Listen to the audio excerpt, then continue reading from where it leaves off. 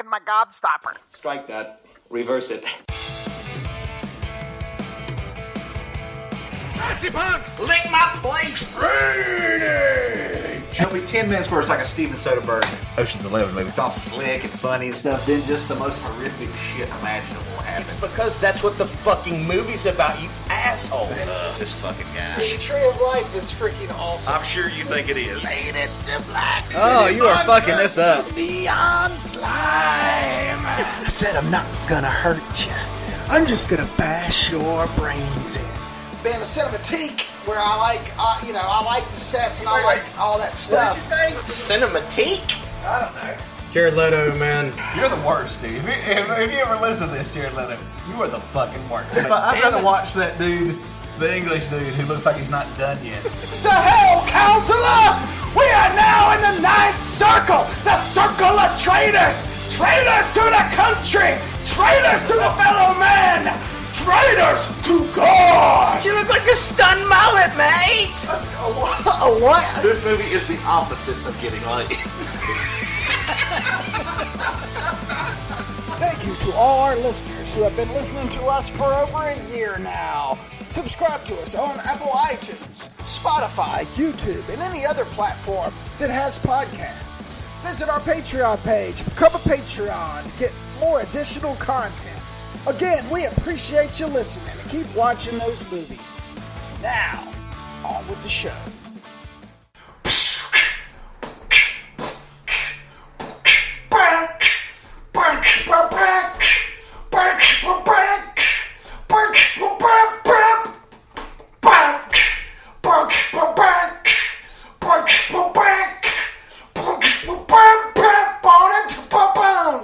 Meeting you with a view to a kill.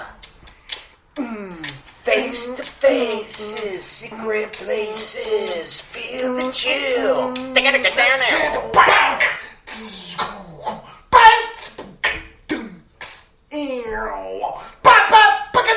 Till we dance into the fire. The fatal kiss is all we need. Dance into the fire. The fatal sounds of broken dreams. Dance into the fire. The fatal kiss is all we need. Dance into the fire. When all we see is a view to a kill. Oh yeah, daddy. This episode of Tales from the Video Store is sponsored by the Spot Toys. Now, Lee Bridges, Doug Wall, and Garrett Lane. It's Tales from the Video Store with a view to a kill.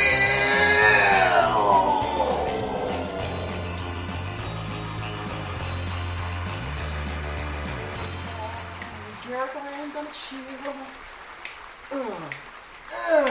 Tales from the Video Store, number 94.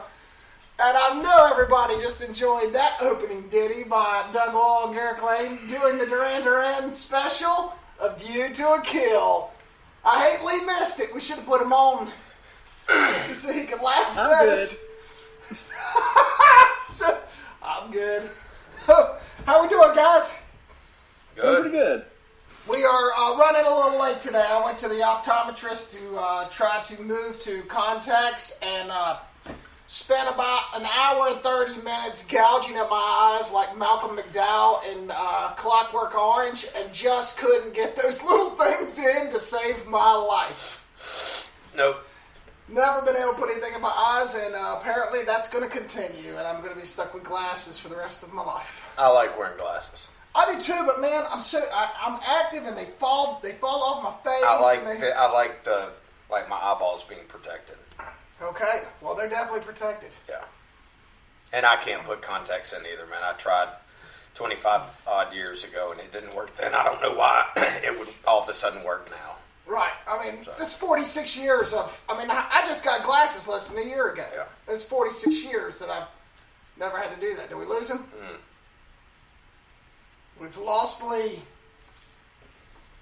How do we lose him? I don't know. It just went boom. Is he there? Lee! See if he'll call back.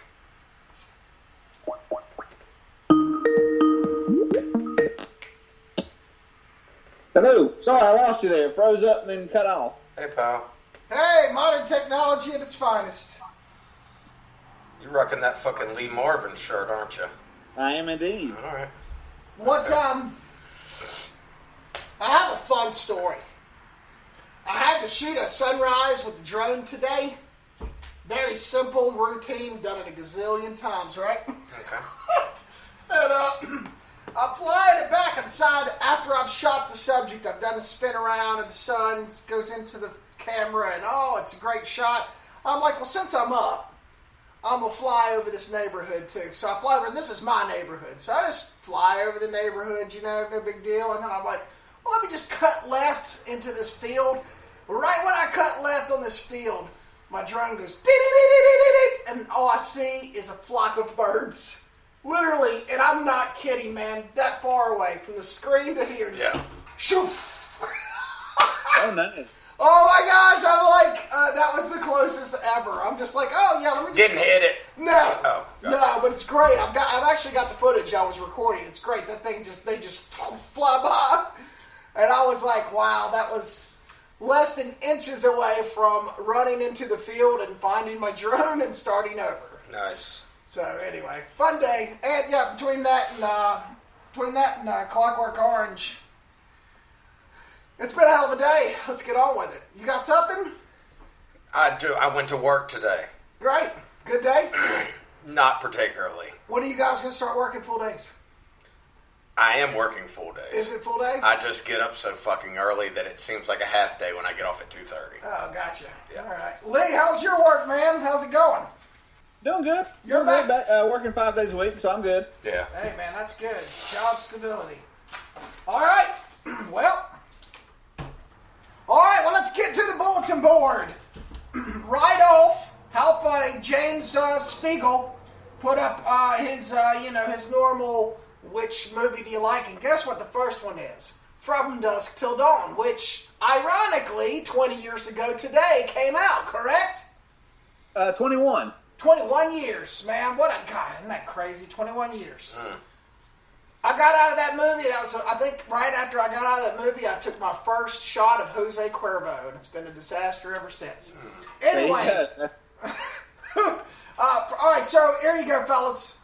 What do you think? You got, this one's a no-brainer. From Dusk Till Dawn, Tremors, Brain Dead, Music Box, Everybody Wins, and Streets.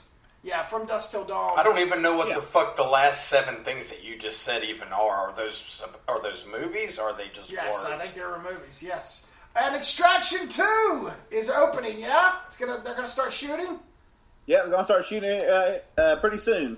I don't know what they're gonna shoot, though. I think that's a one-and-done kind of movie, man. I think it'll be, I assume it'll be a prequel. Nah.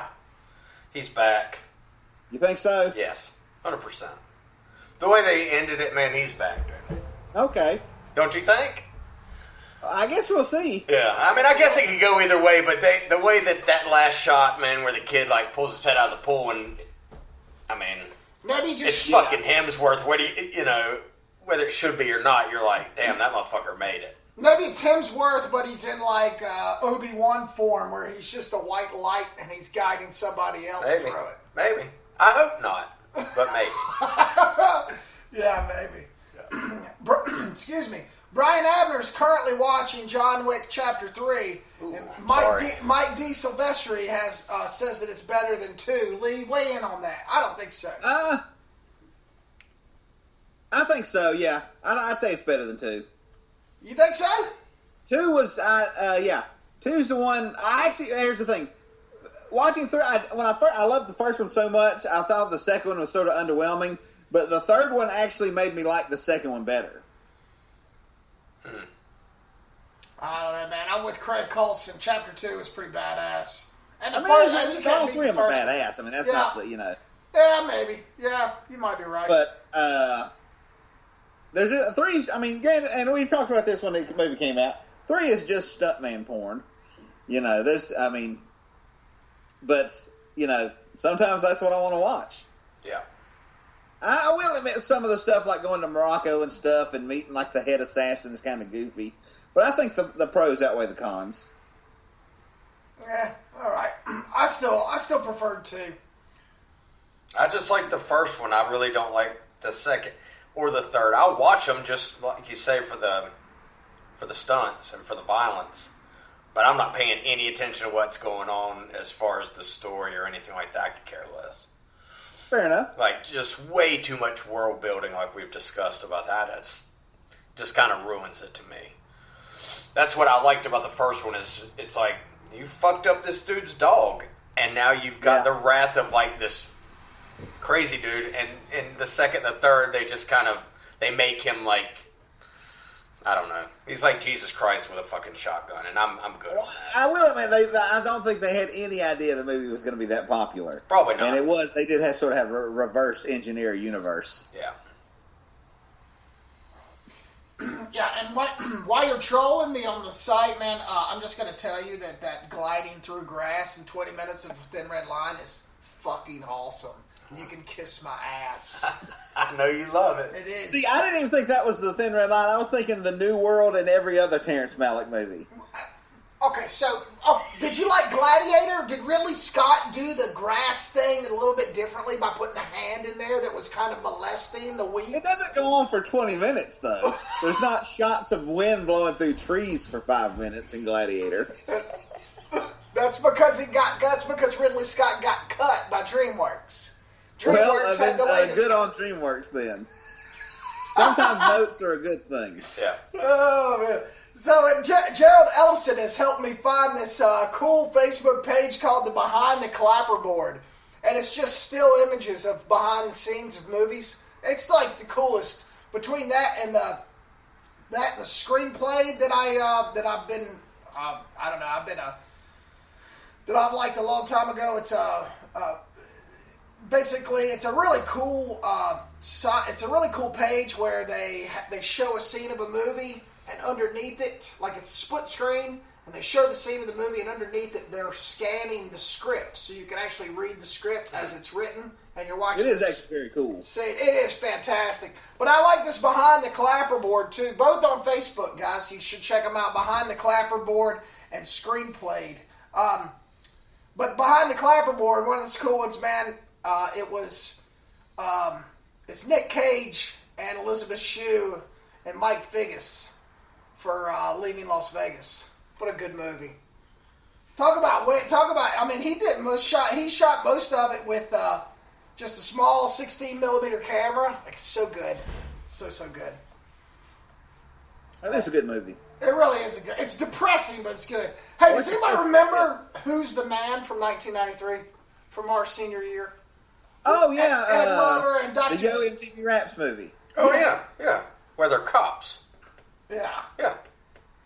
Yeah, Markel Manning put it up, man. It totally took me back to... high school, man. Who's the Man? Yo MTV Raps. Oh, yeah. What a good movie, man. That's when you had to differentiate which Dr. Dre you were talking about. That's right. You're right. Ed Lover and Dr. Dre. That's exactly right. Yeah. He spelled his out. But yeah. Had Salt in it, Ice-T. God, had some names. Colin Quinn, T-Money, even Dennis Leary. Where has Dennis Leary been? That was the first time I saw Dennis Leary, and he's like Dr. Dre and Ed Louvre.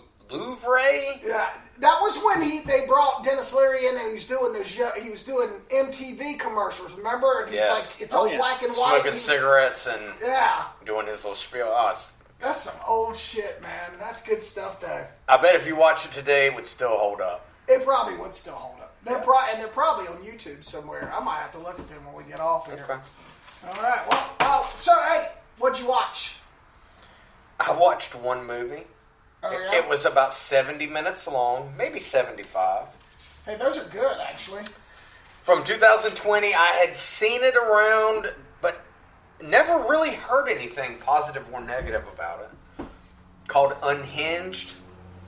Oh, with Russell Crowe? Oh, yes. Yeah, with Russell Crowe. Oh, dear Lord. Tell me it sucked. Here's all I'm going to say about it. Either Russell Crowe is wearing a fat suit, or Russell Crowe ate fucking Russell Crowe. He is massive. No, he did. He had gained a whole bunch of weight for that. He shot that. A lot of that was shot in Wilmington, actually. And I remember. And That's weird. It sure looked a lot like New York. But well, there was. But anyway, some of it was. Y'all know. I know for a fact. I believe you. Okay. Yeah, not. Look, if you're gonna do a movie about like a guy getting pissed off and like wanting to road rage on somebody, you can't. You cannot feasibly make it happen in modern times. Like, make it take place in like the late 70s or early 80s. When they can get away with it. Well, where there's not I mean, the entire movie, there's 25 people around that have cameras and phones and all this, and nobody fucking uses them. And it's just, it's nonsense. It's just nonsensical. I will say this. If you do get around to watching it, just, if you get bored, whatever. It's got some really cool fucking stunts in it. Well, some cool ass scenes, but there's just not enough to make it. We talked about our heist movie, and we said that was the rule number one when we started charting out that story, was that we needed to do it in the 70s and 80s. You have to do it. Before the cell phones, before people could really connect so quickly. I mean, if you're going to steal from a bank and get out of town and do all of it over the course of 8... Same thing here. I mean, he's just riding all around town, following this chick, and he's in this massive truck, hitting her car and doing all this crazy shit. And it just could not happen like this. Like, it's just impossible, Right. I still like to see him, like, rage out, I enjoyed that. And like I said, it's got some pretty cool violent bits to it, but all in all, man, it's a rough watch. I laughed a lot of it. Oh, I can imagine. It was like, what the fuck is he doing now? What is she doing? What is this? Oh, I can imagine. Yeah. I can imagine you laughing. I mean, Russell Crowe's lost his edge for sure. Nah, he's fun. He's fun. It's just, I don't know if this was just, like, if he owed somebody money and decided, he's going to do this, or it's like a favor. Because I didn't even write the fucking director's name down, but I saw like the other, like, I guess like his other accredited movie had like Jim Gaffigan as like an action hero. It just looked like a fucking, I don't even know what the fuck it's supposed to be. So, oh goodness, Gaffigan, yes. Anyway, that's what I watched. Very good. Yeah. What about you, Garrick? Oh, me? Oh, I didn't watch anything. No, I'm You just didn't? kidding. I watched a ton, but I'm only going to touch on one thing, and it's what I've been going back and forth with you about. So I started Servant on a very bored day. I loved like the fact that they're only 30 minutes, because I'm like, well, I can squeeze one in here and there. Mm-hmm. I'll tell you what, man, by episode, and I am not an M. Night fan. I just don't. I mean, besides Unbreakable, I can do without any of his movies. I mean, Sixth Sense, I was the first one to go, oh, that dude's dead. Like, it didn't get me. Unbreakable, I loved. Don't get me wrong. But this, I love. And the way they, and I don't want to spoil it, but the way they lay it out on episode 7, kind of what happened and how it happened, and you really start, all that creepiness and stuff starts coming together, man, it's excellent. I love it. I really do. I completely agree. And I was going to ask you if you think that M. Night would be more better used now as simply a producer than a director. Maybe, but this... Because, like, he's just like, I think he directed one of the episodes, but, like, him just sort of using his name to get things like this made, I think would be a much better use of his time and talents. Oh, absolutely. Because it does have sort of the feel of his stuff. Oh, it does. He didn't write this. This other writer has come up with it, and I'm not squeamish about violence in movies at all. I'm gonna go ahead and tell you, it just doesn't, because it's all fake, as long as it's, but stuff with little kids is just, and the episode you were talking about that explains. Oh my gosh, I was baby, like, I couldn't handle it. I was so uncomfortable. Oh yeah. When he grabs the thing by the leg and he puts it over, I was like, oh God, I know. Yeah, I really, and the way they set it up and the way they do it. Also, not only is it, you know, typical. There's lots of twists. The music's great. I love the chef, like the exotic chef aspect. So that guy's a really good actor. Yeah, he is. I've never seen him before. He was really good in that Guy Ritchie movie, Rock and Rolla. Oh, really? Oh, wow. Yeah, no, I haven't seen him He's before. the junkie rock star guy in that. Oh, man, that's been a while, but man, that was great. It's really good. Like, I'm hook, line, and sinker on it. It's and to go back to something you said earlier, I think the 30-minute drama is excellent. Like this and Mr. Nice Guy are two, because you know you don't really get the filler episodes like a lot of hour-long dramas. You get these episodes that don't really go anywhere, and when it's just 30 minutes, it's you know, like you said, you can just knock one out. And it's kind of I mean, it's all like there's no fat on it. Right. Well, and with streaming companies everywhere, there's no rules, so you really could like. What's it on? It's on Apple Plus. Okay, I'll never see it. But it's 31 minutes. Like they're 31 minutes. Yeah, like Wayne, you know, it's like 20-some minutes, and like Mr. In Between, they're like fucking. It's changed my whole concept. I'm like, well, it's perfect. Because there's, like you say, there's no filler bullshit. It's like you have to pay attention because it probably all matters. You're right. Oh, if you're not paying attention in the servant, you are lost. Yeah. Oh, absolutely. You get up and so you get up and go to the bathroom and come back. Some supernatural shit has happened that is completely unexplainable. Gotcha. Right. And it's definitely tight and polished, and I love it, man. And I can't wait. The new shows come out. Season 2 just started. Last night I was in bed. It's like 9:45. I was already in bed because I just was kind of annoyed with the day, and I'm like, well, let me just go ahead and pick up that last one. And I can't wait for Friday for the next episode. So that's the only thing I really have. Well, and I have another, but maybe I'll wait till. I'll tell you what. I'll wait till next week to talk about it. Okay. I got to get all the way through it before I talk about it. I'm not quite. Oh, you're talking about Deadwood? Yes. Yeah. We discussed it, but I'm not quite through yet. So I'll wait till. We'll need to get a little prep too. I'll need to get a little episode prep done because it's been some time since I've watched it. I mean, I've seen it. I just got HBO Max, so of course I've seen it. I think I've seen it 3 times all the way through, but it's been a while since the last time. You own that? Didn't you buy those on DVDs or something? Yes. Yeah. Way back. Yeah. And don't forget, when you get to the end of it, don't forget to pick up the movie, which... Oh, yeah, I'm going to. I think is on it. I'm sure it's on. It's all on there, absolutely. Mm-hmm. What'd you watch, Lee? Besides the only thing to talk about is kind of connects to something we talked about a few minutes ago. It's a Netflix movie from South Korea called Time to Hunt. And it seems like when you watch it, it's almost like a John Wick movie in reverse. It's almost like if you followed around a group of bad guys who John Wick was hunting down. These guys, it's a few years in the future, and sort of the South Korean economy is tanked. But there's this casino that exclusively uses American dollars, so their currency is like worthless. But they decide to rob this casino, which uses like American dollars and euros and things like that. You know, money that is they can actually use. And the people who run the casino, they sent out this guy to get their money back in to kill the guys who robbed it, and he's just the baddest dude alive. Like, it's almost like if, John Wick was following you, what would you do? And like a lot of South Korean, crime films, it's probably about 20 minutes too long, but it's very well done.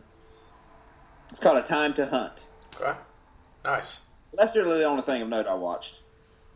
Well, let's go on to news. Many Saints of Newark.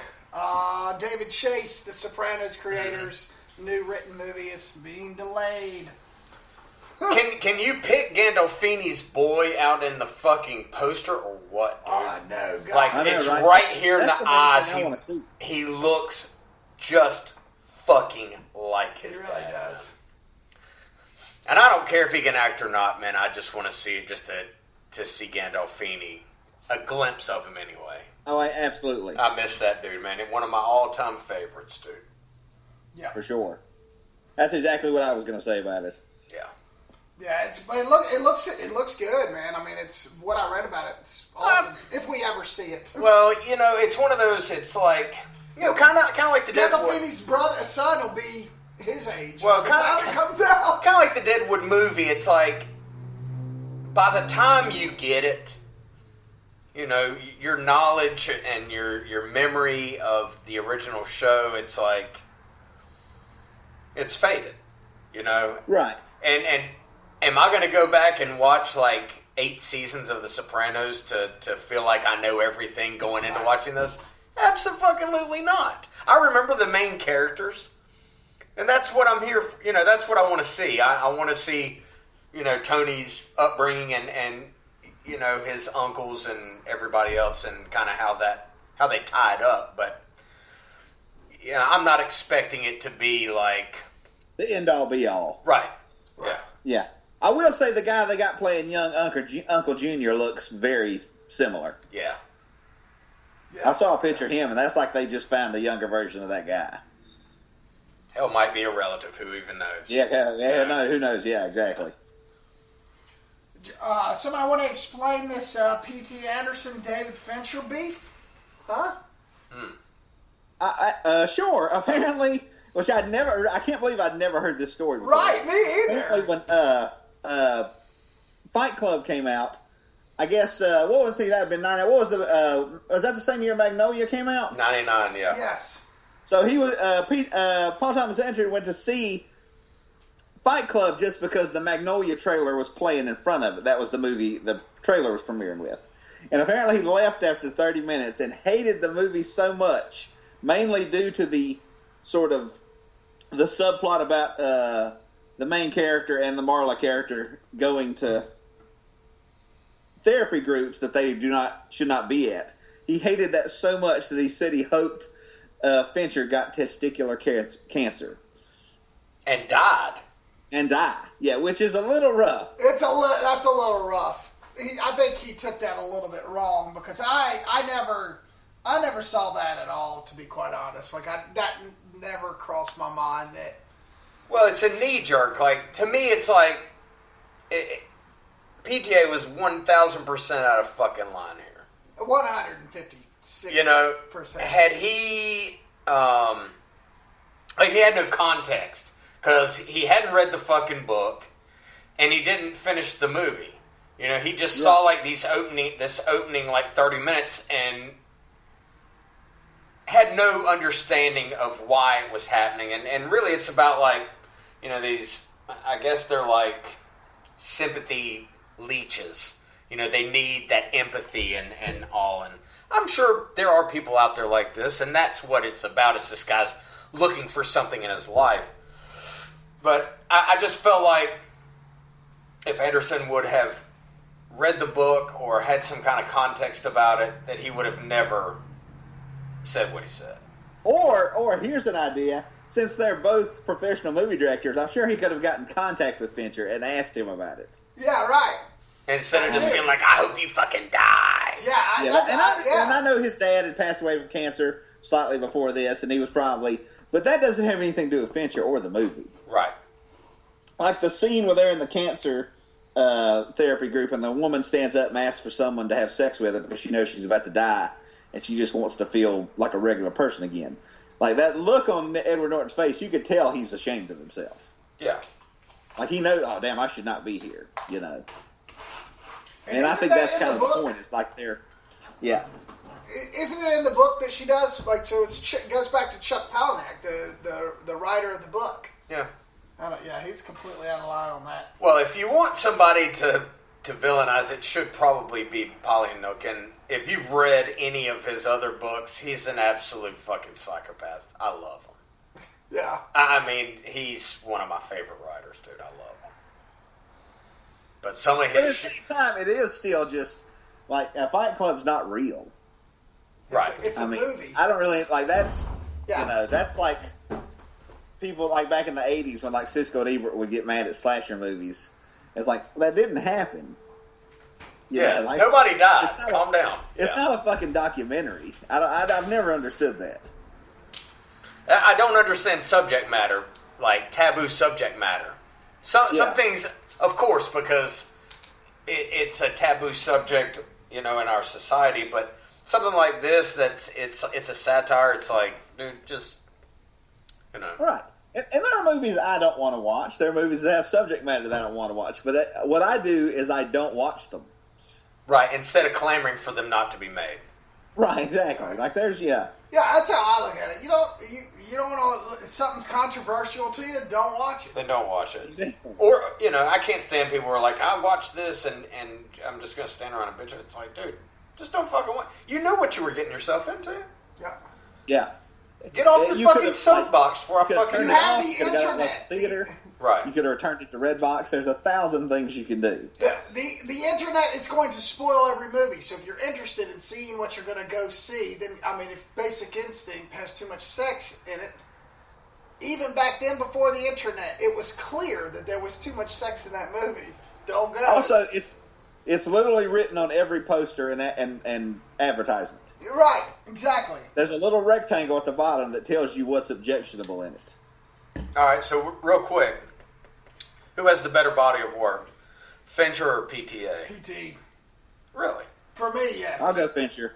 I think Fincher has the better body of work, but if I had one story, like our little heist thing that we were working on, and I wanted one of these two directors to tell that story, I think PTA would be able to tell the story better. You think so? Yeah. But it's close. It's close. PTA has directed a better... If you go for one movie, he's directed a better movie. But if you go overall, I would just, like I say, I will agree that There Will Be Blood is a better movie than Zodiac, but I watch Zodiac way more. Right. Like, I watch Zodiac a couple times a year. I love that movie. That's because you're a psychopath. Well, I mean, that's not the issue. That's not what we're talking I about. watch Phantom Thread and Magnolia and Boogie Nights. I'm sure Mark watches Magnolia too, wherever Mark is. But I watch all his movies over and over. I guess it's just hey, you know what? We'll put it up on the Facebook page. We'll see what everybody thinks. Yeah. Look, Yep. I love Fincher too, man. Fight Club. I can watch that all day long. Seven, fantastic. I mean, Yeah. it's tough. I even like Social Network, and that's his weakest. That might be. Some people might say it's his best. You would put Gone Girl above Social Network? I liked Gone Girl, to be quite honest. I liked it. Ben Affleck was great in that movie. Ben Affleck was the only reason I didn't love the movie, I think. Oh, really? Ooh. I thought it was just a really glossy Lifetime movie. It kind of is. And I haven't got even PT's worst, which I would say is an inherent vice. I could still, that's one of those movies I have to be in the right mood to watch. I still haven't found the mood to watch Mank. I still haven't been able to sit down and go, all right, it's time. You haven't watched it yet? I have not watched it yet. Damn it, I haven't either. Neither have I. I don't know if I can. It just feels like homework at this point. It seems like a chore. And it's like the longer I put it off, the more pressure I put on myself. And I think I might just say fuck it and not watch it. And I know his dad wrote it and everything, but it's just, that'll be like the third movie I've seen about the making of Citizen Kane. Wait, Fincher's dad wrote the movie? Yeah. And it's been. After he retired, his dad got obsessed with screenwriting. Why wouldn't he? His son's making movies. Right. Fair enough. Fuck. I want to see Gary Oldman. That's the reason. Not because of Fincher, but because of Oldman is why eventually I will get to this. Son, hey, thanks for coming for Thanksgiving. Hey, look, would you look at my manuscript? You think you could get it through the doors and make me a whole bunch of money after I fucking retired when there's a gazillion other people out there making Fuck off, old man. You remember all those times you made me rake the fucking yard? You, Mr. Suck it, motherfucker. Fuck you, David Fincher's dad. You can suck a dick. Go back to selling insurance. Okay. I just ruined Well, that's my one way to fucking go look day. at it. That's just ruined my That day. really gave Garrick the red ass. He You probably shouldn't- did too. He probably just one day at Thanksgiving, they're having a couple of beers, and Dad said, "Hey, what about this Mank guy? Hey, this is a good story. Okay, Dad, write it. We'll give you freaking $2 million to write it, and then I'll have somebody like Aaron Sorkin ghostwrite it and fix it, and you can have the credits and all the money, and you can come be in the fucking movies. Oh, God. Before it got made, so. Garrick has just become unhinged. Guys, yeah, unhinged like Nicolas Cage in that new movie, Willy's Wonderland. That shit looks so good. Again, another one that's going to make me mad. Put Nick Cage in some sort of funhouse with animatronics and make a movie about it. And it's gonna, why did I think of this? Why didn't we think of this? Lee has a script about a guy who blows up in a meth lab. And becomes a meth monster. And becomes a meth monster. It's the greatest thing ever. Yeah. We need to make it. Because if they can make Willy Wonderland, we could get Nick Cage to be the meth monster. Now you're cooking it up, if you get my drift. It's the same thing. Willy's Wonderland, deathphetamines, whatever it was, man. Come on. It looks good, though. Does it? Or is it just because it's Nick Cage tearing up animatronics? I think it's cage porn more than anything. It is cage porn. Speaking of cage porn, have either one of you guys had an opportunity to watch the history of... I watched the first episode. Okay. There's episodes of that? That's not just like 1 hour and a half long fuck fest? No? We have to... It's an episode per word. Yes. Oh, is it? So what's the first? What's the F-bomb? I'm sure is the first one. Yeah, that's the first one. Is it good? I mean, it's interesting. It's something, yeah. Yeah, it's just people like, who are like linguists and, experts in like medieval language talking about the origin of words. And then Cage coming in and he couldn't be more fucking annoyed with the whole thing, and that's what I love. He just looks so fucking annoyed the whole time. And you can tell everything he says is probably scripted, and he fucking hates it. He's just there but for he's the grinning paycheck. and bearing it and doing it. It's Just there for the paycheck. I love it. Yeah. Well, whatever. All right. That's something I'll get to. Speaking of douchebags getting through it, I saw on Instagram Jared Leto douchebag sighting. Listen to this fucking asshole. He was in North Face gear, but it wasn't just everybody's familiar with North Face, right? He's out He's out rock climbing and he's got North Face gear on, but North Face was collaborating with Gucci. So it was North Face Gucci clothes, and he's out there with a fucking rope and shit in the sun with his long hair, and I swear I just wanted to go through the phone and smash his face like Ed Norton does in Fight Club. That's all I think about when I see him is I just want to kill him. God, I guess Gucci was calling, Gucci and North Face were on the conference call. They're like, there's only one douchebag that could pull off the Gucci North Face Call him from his island and see if we can get this cocksucker down here to represent our fucking bourgeois goddamn line of fucking horseshit.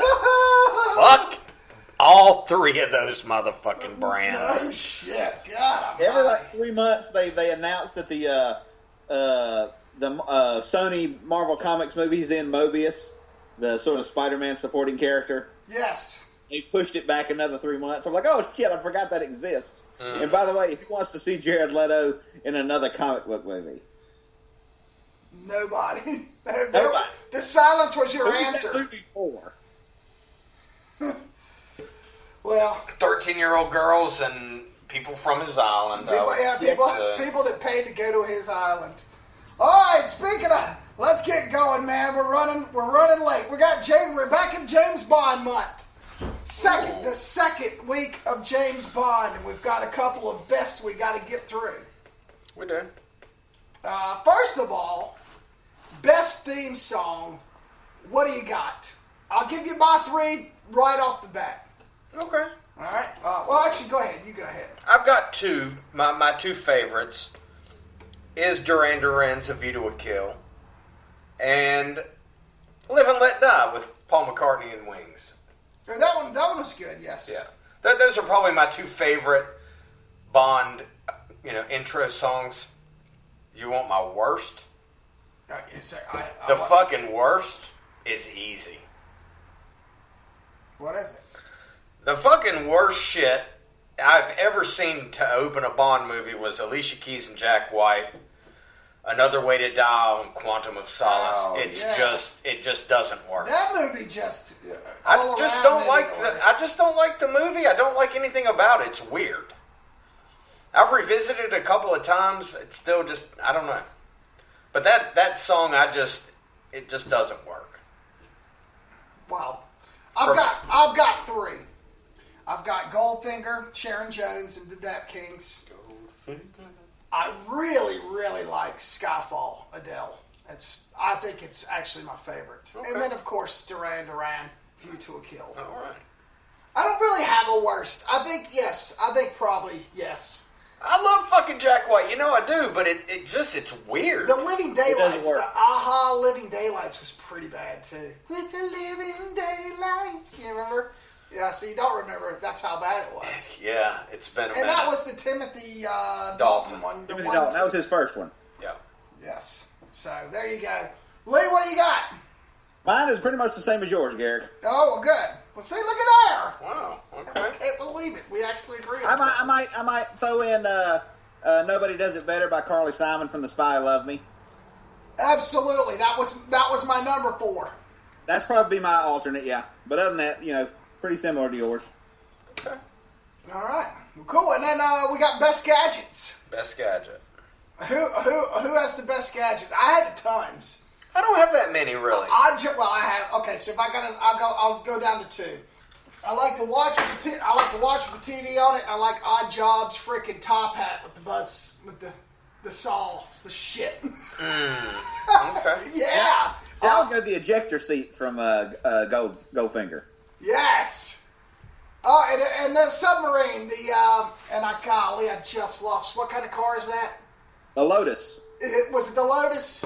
Yeah. The Lotus that turned into a submarine. I mean, the list goes on and on, dude. This is the cool shit. Well, you could pick something from just about every movie. Sure. Oh yeah. Which is fun.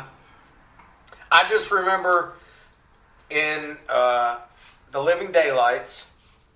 What? The Living Daylights? Yes. That one's one? I think it was in 91 when that came out, I want to say. Is it 91?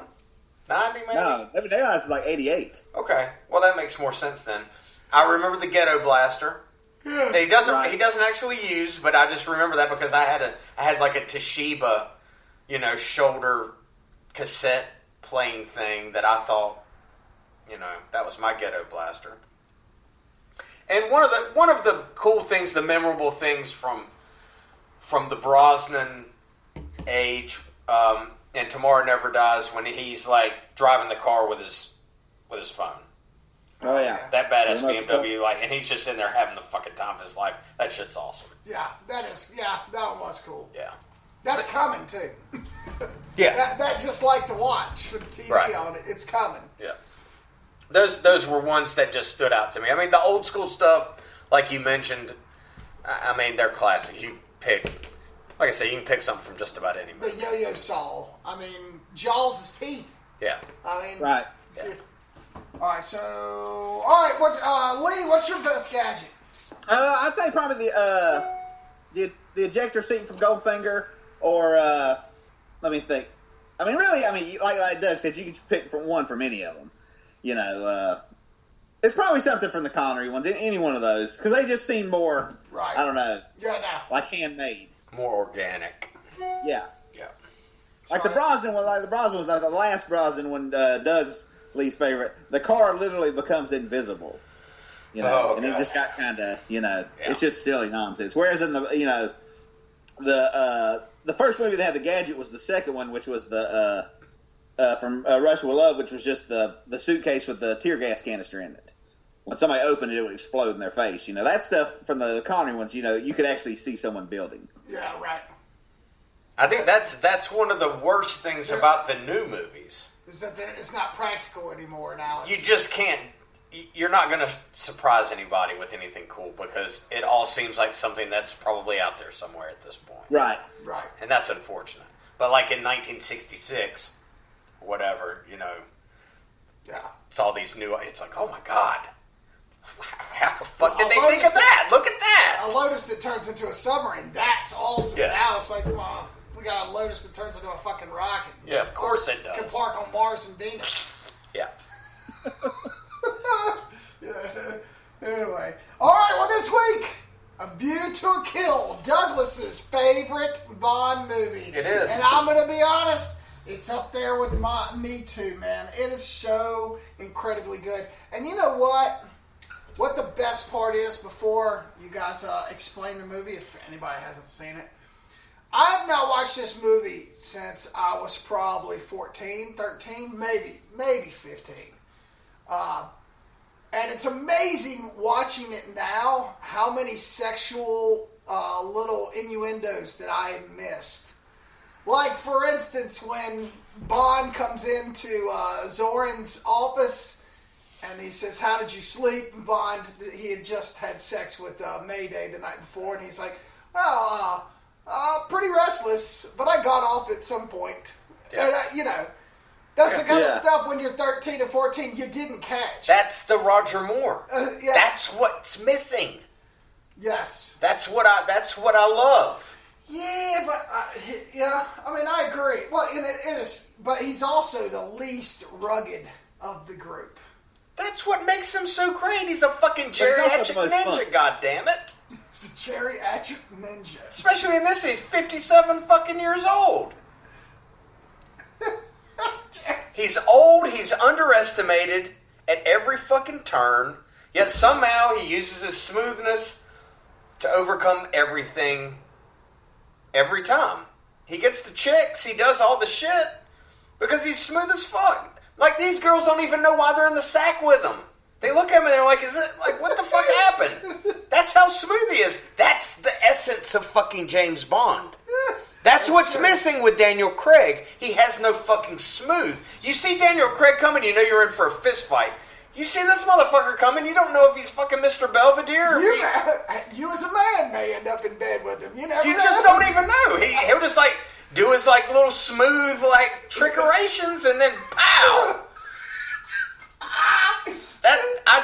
That's why I love this movie. And I also think that this is the best send-off of anybody any actor who's played James Bond, and their final movie, this is the best one, hands down. It's not even close. But did you know it was going to be his final movie, though? When at this point, when he's 57, yes, absolutely. Yeah. Absolutely. It was really good. But like, the scene where like the office building's on fire and he gets Tanya Roberts and carries her down like the ladder and he slips, because he doesn't look like a tough guy. He doesn't look like Daniel Craig. That's why I like it, is because he looks like a fucking English pussy. But he's not. He's a grizzled fucking veteran badass. And he ultimately, like, he disarms these people instantaneously when they see him and meet him. They're like, Zorn's like, oh my god, you should be embarrassed at what a fucking joke you are. Like, I've already caught you and, like, I can't believe you're fucking James Bond. But at the end of the day, James Bond not only gets the fucking chicks, because I'm pretty sure he fucks 4 girls in this one. Yeah. I think it's a 4-banger. Alison Doody from Last Crusade, the finest English woman ever. A 4-banger, okay? Takes Zorn down, right? Right. And he even... Oh, what is happening? And he even gets Zorn's main, like, henchman. He bangs her too, and flips her at the end. Like, his smoothness cannot be underestimated. And that's what I miss about this style of James Bond. Like, I get the love for the Daniel Craig shit. I do. Because, it's dark, it's dirty, and that's what people seem to like these days. But when I was 10 years old, this is what I wanted. I wanted to see this dude who you just don't think he's going to be able to do the shit that he can do, but he does it, and it's not, like, completely unbelievable to me. Now, the fight scenes, judo chop, who gives a shit? I don't give a fuck about that. That's not why I watch Bond movies. Right? Who gives a shit? This movie has awesome stunts in it. Like the base jumping off the Eiffel Tower. Just like the opening scene where the they're snowboarding. fucking snowboarding. I was like, what the fuck is that? I've never seen that shit before. That was the beginning of snowboarding. That's what I'm saying. Like, they got the Beach Boys jamming in the background. The iceberg that's 4 days to Alaska. Yes. Call me James. It's 5 days to Alaska. Yes! Yes! He, like, hits the accelerator and gets her to, like, fall on his lap. Oh, I fell over. You know, like, from Austin Powers. The same fucking thing. Smooth as fuck, dude. That's what's lost on this, because, you know, you keep reading, like, I kept reading these reviews, and people were like, oh, he's fucking too old, and he doesn't, like, there's no way, and all that, it's unbelievable. Well, fucking James Bond itself is unbelievable. It's unbelievable. Right. And this motherfucker was a badass James Bond. He's I'm not going to say he's my favorite, but he is absolutely number 2, and nobody will ever change that. Nobody does it better. Yeah. Well, I think for the three of us, I mean, he was the first James Bond I saw. Yes. I was going to say that he too. was like, he's like my, like, that's why I have so much affection for him. It's like when I was 8 years old, that's who I thought of when I thought of James Bond. Right. Because I can remember it wasn't this movie; it was Live and Let Die. I didn't actually see the movie. It was like, you know, back when like CBS used to show a movie on Sunday nights or whatever, Right. Like, you know, and they were going to show Live and Let Die, and the clip they showed was him running across the crocodiles' heads. Mm-hmm. You know, when he's trapped in the alligator farm. Which is not, you think, oh, they just use rubber. No, those are actual crocodiles. They got a stunt guy to run across their heads as they snapped at his feet. And I saw that clip, and I was like, oh, I don't know what that is, but I have to see it being, I was elementary school age. And then, you know, it was back in the 80s when they would say, you know, parental discretion advised. Yeah. And I was like, and my sister got up and went and told that I was watching something I shouldn't be watching. And my parents came in and turned it off. And it took me forever to figure out what this movie was, because I was probably 7 years old. Yeah. And then I think the next one I saw was this one. I recognized the guy. I was like, oh, that's that guy from the movie where the guy's running across crocodile heads. You know. So he was the first James Bond. So that's why I have so much affection for him, is, you know. And like I said, the stunts, the fight scene's great. No, it's a lot of... But the car stunts and everything are amazing.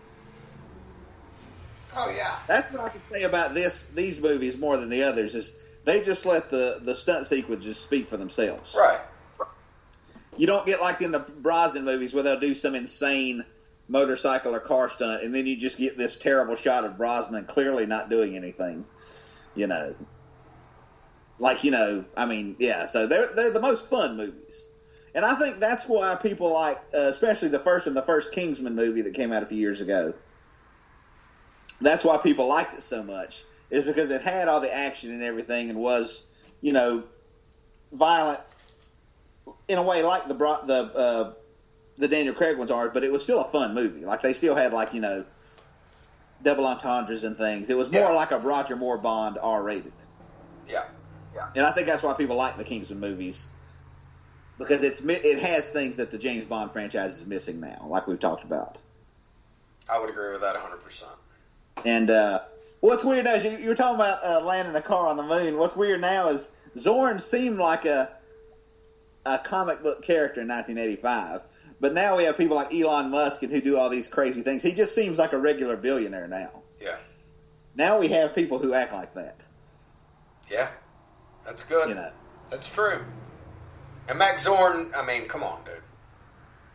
It's one of the best Bond villains of all time. Oh, absolutely. One of the first. I mean, he's not like after money or anything. He's just fucking crazy. Yeah.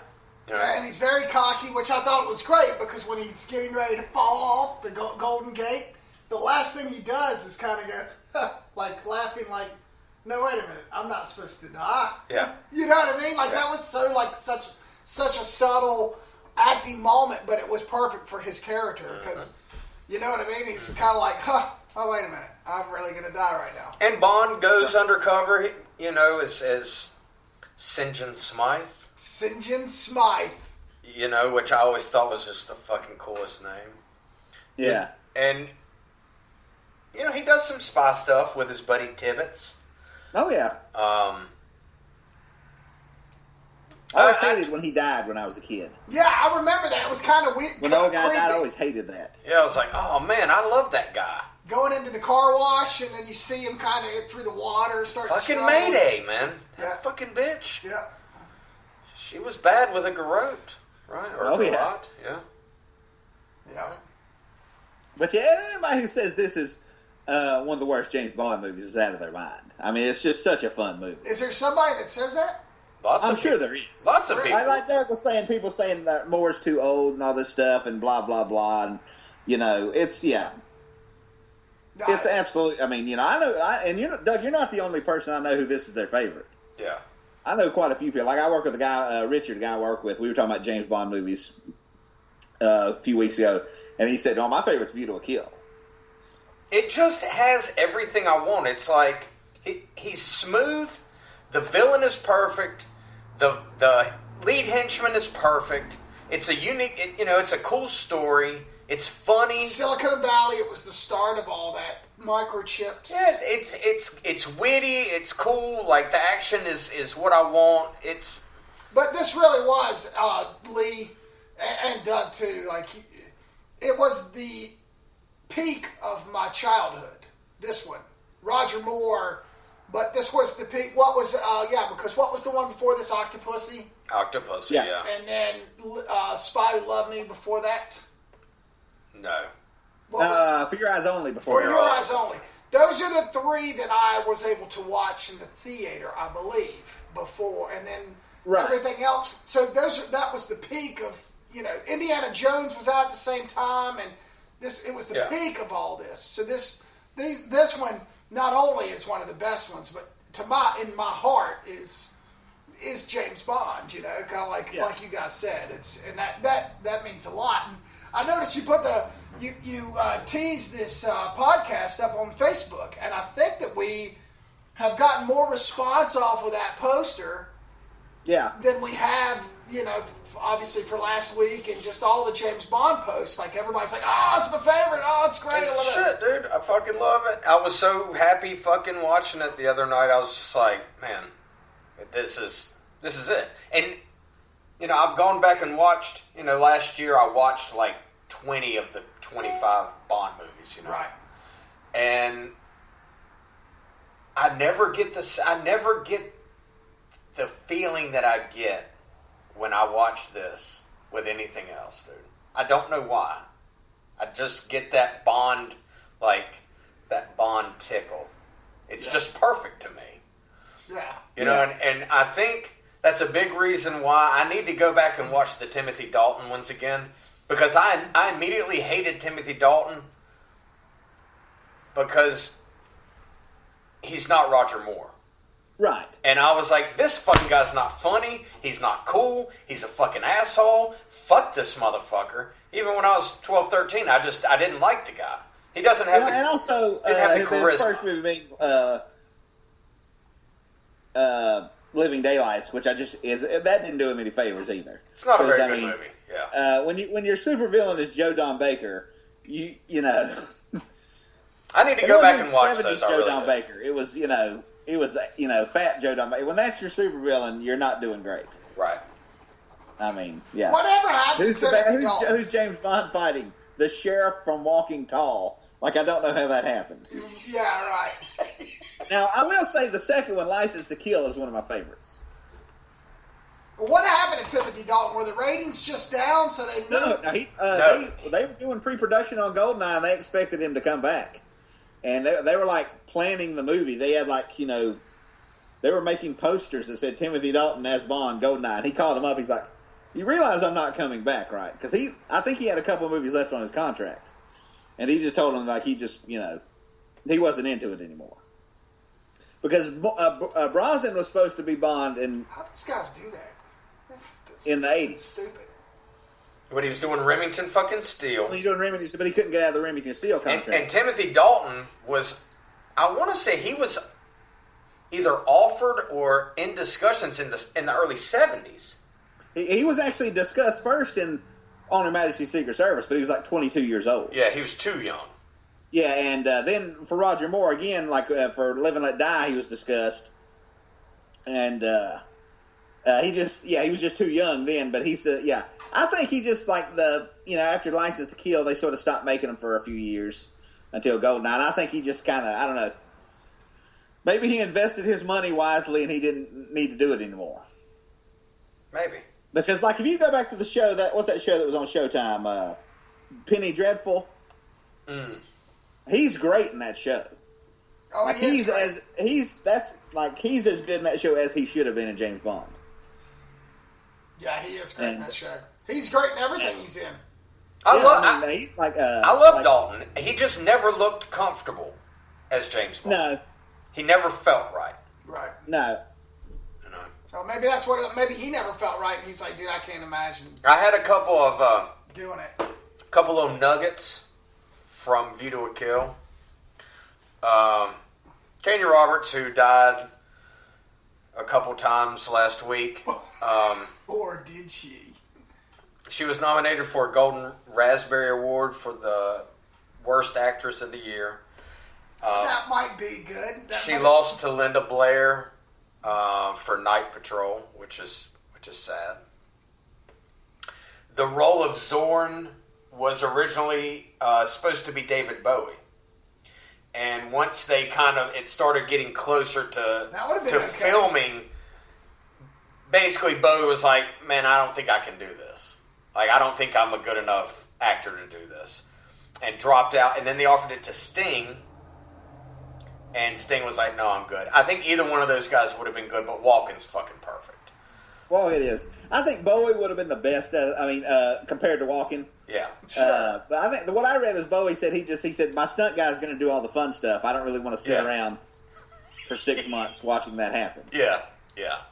Because these movies do take a very long time to film. Your boy Dolph Lundgren, this was his very first film credit. Oh, yeah.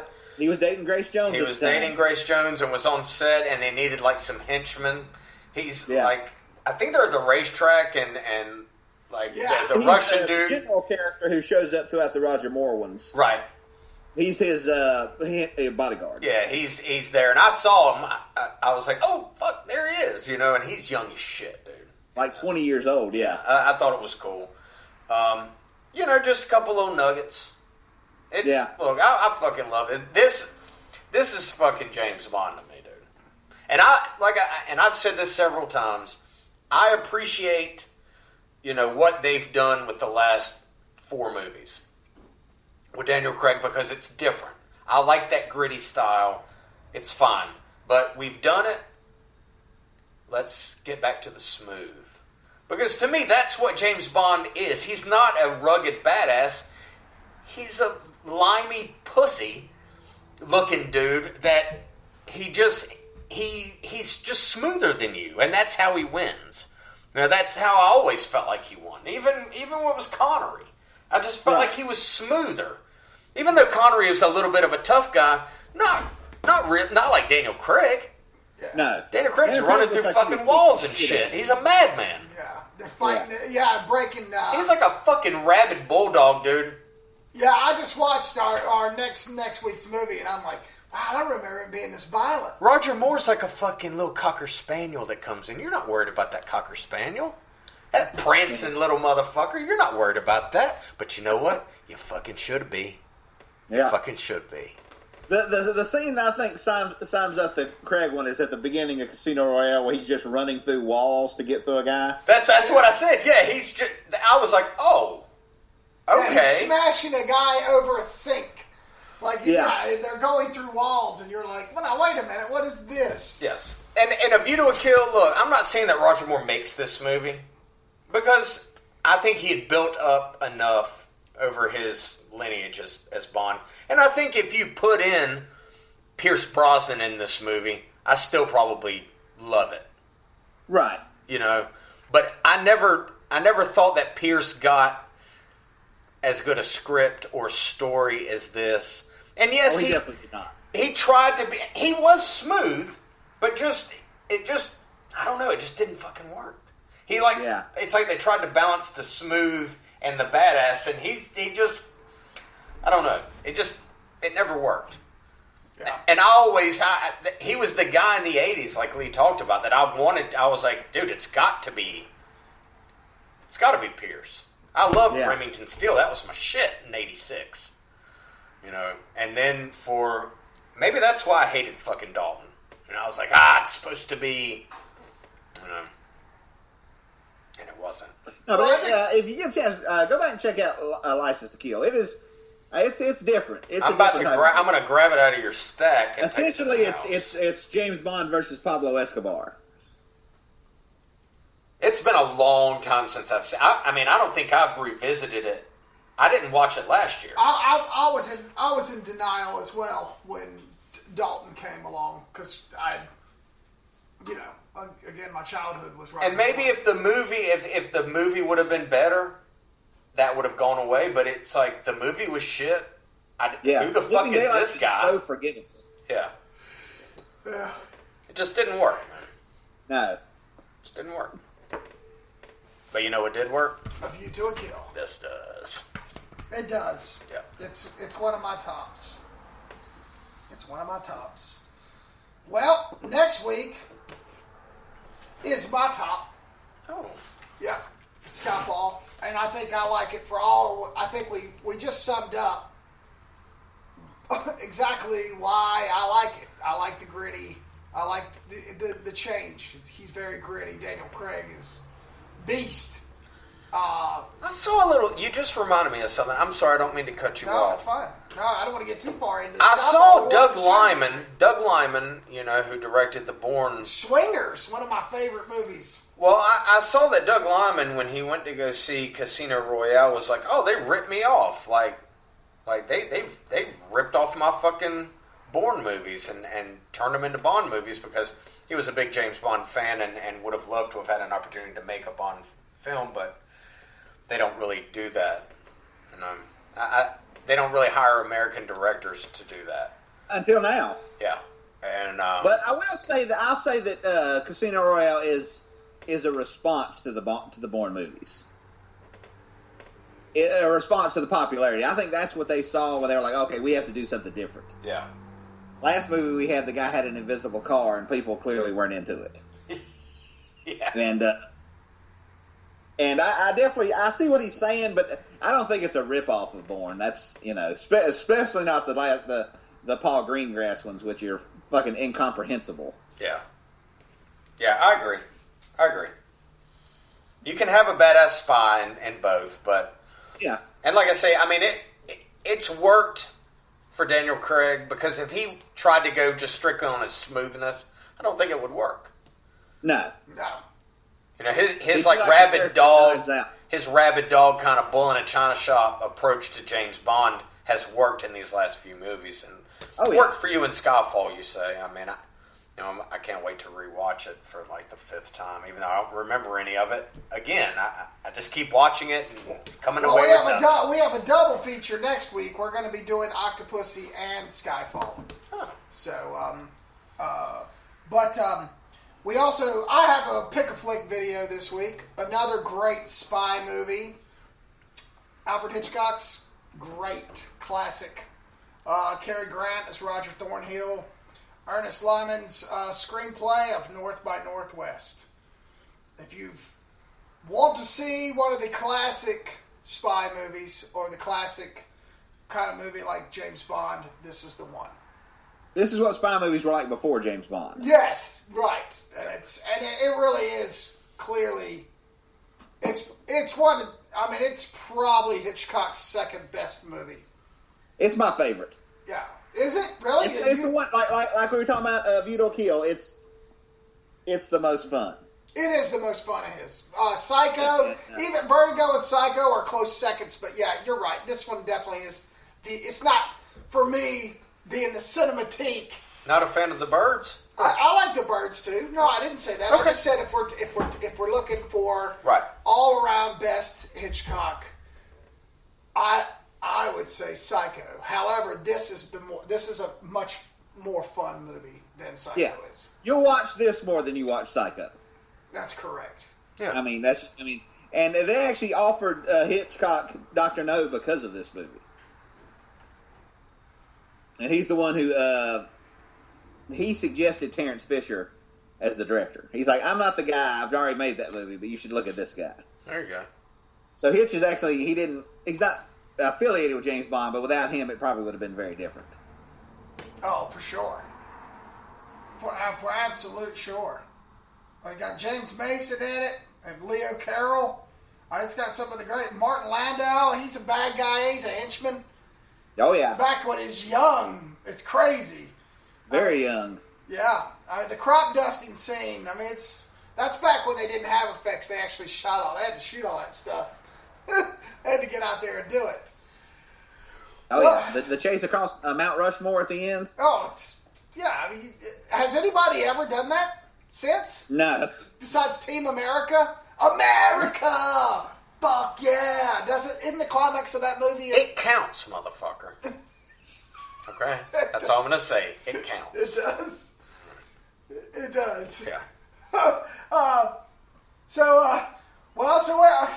Next week we're going to be doing the best, so everybody be thinking about this.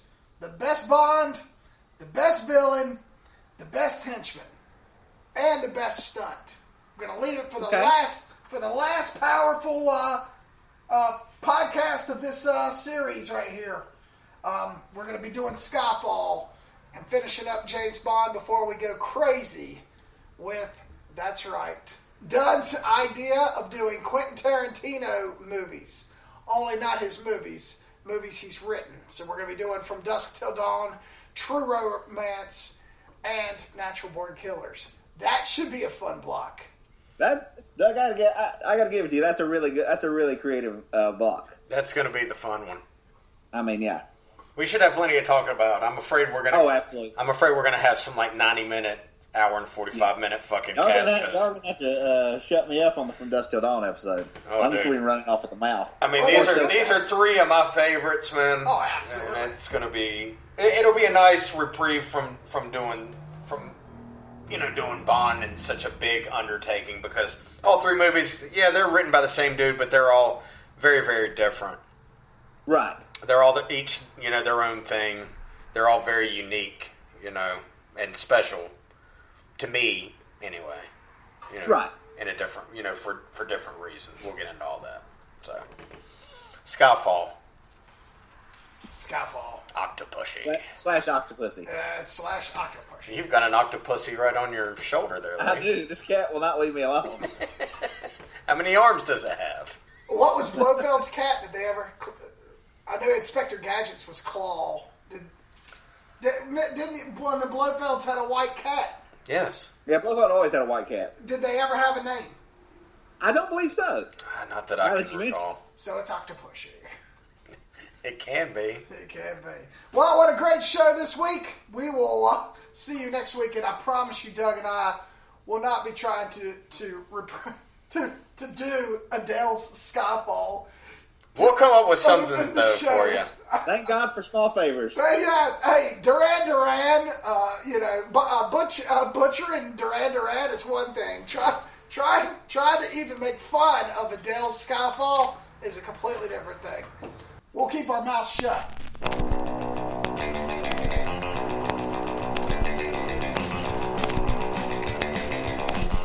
Thanks for listening to another great episode of Tales from the Video Store. Be sure to subscribe, like us on Facebook, Instagram, become a Patreon, listen to us anywhere that podcasts are accessible. Subscribe to us on YouTube for new videos coming out this year. Visit our website at videostoretales.com. Oh, James.